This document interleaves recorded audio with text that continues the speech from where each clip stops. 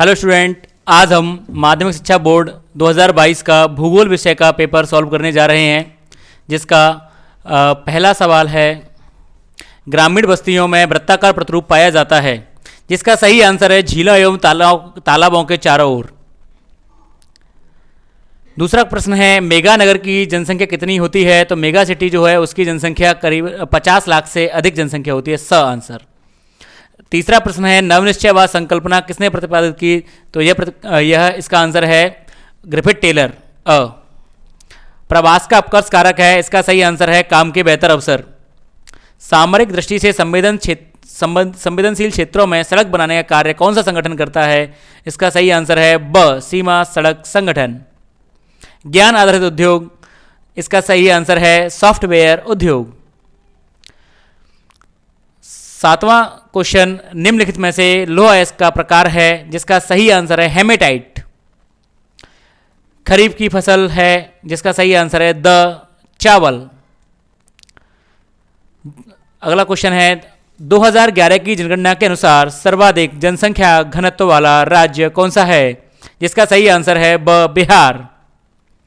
रिक्त स्थानों की पूर्ति कीजिएगा। अगला है जिसका सबसे पहला क्वेश्चन है, विश्व में उच्चतम लिंगानुपात खाली जगह देश का है, लेटविया। ब्राजील में खाली जगह बागानों को फेजेंडा कहते हैं, तो इसका सही आंसर है कहवा। भारत में वायु परिवहन की शुरुआत खाली जगह में हुई 1911। जल संभर प्रबंधन के लिए अरवारी पानी संसद कार्यक्रम राजस्थान के खाली जगह जिले में चलाया गया, तो इसका सही आंसर है अलवर। संचार के व्यक्तिगत, अगला क्वेश्चन अति लघुतरात्मक प्रश्न, जिसका सबसे पहला प्रश्न है, संचार के व्यक्तिगत साधनों के 2 उदाहरण दीजिए। जिसका आंसर है तार, टेलीफोन, ईमेल, यह भी लिख सकते हैं।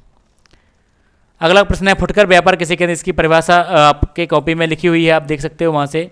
स्थिर जनसंख्या से आप क्या समझते हैं? इसका सही आंसर है कि जब मृत्यु दर और जन्म दर दोनों ही उच्च होती हैं, तो उस समय पर जनसंख्या की जो जनसंख्या है वो स्थिर हो जाती है। अगला, आप लंबी दूरी तक तरल एवं गैसीय पदार्थों के परिवहन के लिए परिवहन की किस प्रणाली का सुझाव देंगे? तो इसका सही आंसर है पाइपलाइन परिवहन। अगला प्रश्न है, ऊर्जा के समाप्य स्रोतों को बचाने के लिए आप किन नवीकरण योग्य ऊर्जा स्रोतों का सुझाव देंगे? तो उन 2 स्रोतों के नाम लिखिए। जिसका सही आंसर है पवन ऊर्जा, सौर ऊर्जा। हम ज्वारीय ऊर्जा, भूतापीय ऊर्जा का भी कर सकते हैं। भारत में खनन नगर के कोई 2 उदाहरण, ये आप आपकी कॉपी में देख सकते हैं। प्रवास के कोई 2 आर्थिक परिणाम। प्रवास करने से क्या होता है कि लोग जब बाहर जाते हैं प्रवास करके, तो वहाँ से धनराशि जो है वो अपने निवास स्थान पर भेजते हैं अपने घर वालों को, तो उससे क्या होता है कि उनका जो स्तर है वो बढ़ जाता है, सामाजिक स्तर, उनका आर्थिक स्तर बढ़ जाता है, नंबर 1 पॉइंट। दूसरा, जिन क्षेत्रों में यह धनराशि जाती है, तो उन क्षेत्रों में क्या विकास अधिक होता है, तो ये इसके 2 परिणाम हो जाते हैं, आर्थिक परिणाम।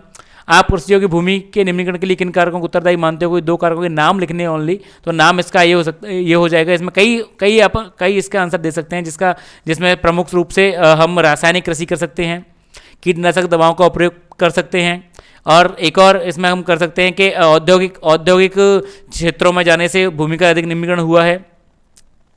ग्रामीण बस्तियों के कोई 2 प्रकार, जैसे गुच्छित बस्ती और अर्धगुच्छित बस्ती को अपन लिख सकते हैं, पल्लीकृत बस्ती को भी इसमें लिख सकते हैं। 2 पूछा है, 4 बस्तियां हैं, कोई भी लिख सकते हैं। पर्यावरणीय निश्चयवाद से आप क्या समझते हैं? इसकी परिभाषा आप को मालूम ही होगी, आप किताब में देख सकते हो आपकी में।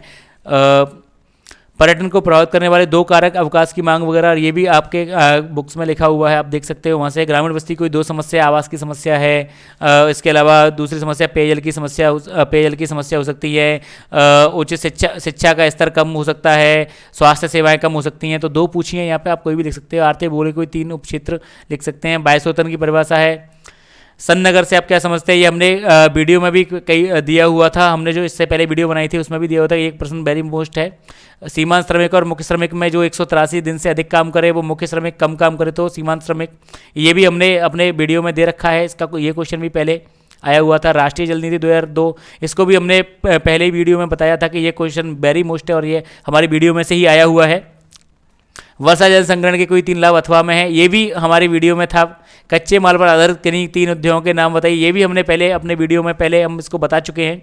विनिर्माण किसे कहते हैं और आकार के आधार पर उद्योगों को की व्याख्या कीजिए। तो विनिर्माण उद्योग किसे कहते हैं, ये आपको मालूम है परिभाषा के। विनिर्माण उद्योग जब क्या किया जाता है कि प्राथमिक उत्पादों को क्या किया जाता है, उच्च मूल्य की वस्तुओं को बनाया जाता है, तो उन्हें क्या कहते हैं, विनिर्माण उद्योग कहते हैं, मैन्युफैक्चरिंग इंडस्ट्रीज।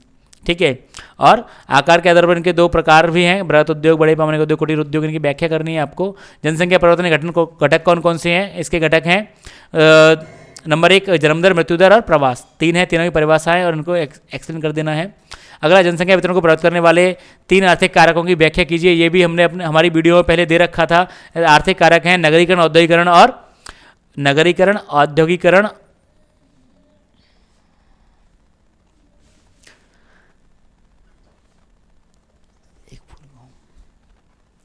एक और इसके अलावा भारत में चीनी उद्योगों की अवस्थिति एवं वितरण की व्याख्या कीजिए। भारत में उद्योगों की अवस्थिति को प्रभावित करने वाले 4 कारकों का विस्तृत वर्णन कीजिए। ये भी हमने हमारे पुराने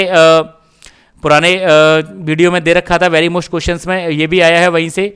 और गहन निर्वाह कृषि एवं विस्तृत वाणिज्य अनाज कृषि की तुलनात्मक विवेचना कीजिए। रोपण कृषि से आप क्या समझते हैं, इनकी विशेषताओं को बताइए। और इसके बाद में नक्शा है, ये जो नक्शा है तांबा उत्पादक क्षेत्र, ये खेतड़ी, उदयपुर और भीलवाड़ा ये राजस्थान में भरना है। सिंहभूम जो है वो झारखंड में भरना है। इसके अलावा ये जो है विश्व के मानचित्र, ये न्यूजीलैंड है, वो ऑस्ट्रेलिया के बाजू में ही है, वहाँ पे भरना था। उत्तरी यूरोप में भरना है, उत्तरी पश्चिमी साइड में। दक्षिणी पूर्वी ऑस्ट्रेलिया भरना है। कनाडा जो है उत्तरी अमेरिका में आता है, कनाडा। तो इस तरह से हमने आज भूगोल विषय का पेपर सॉल्व किया है।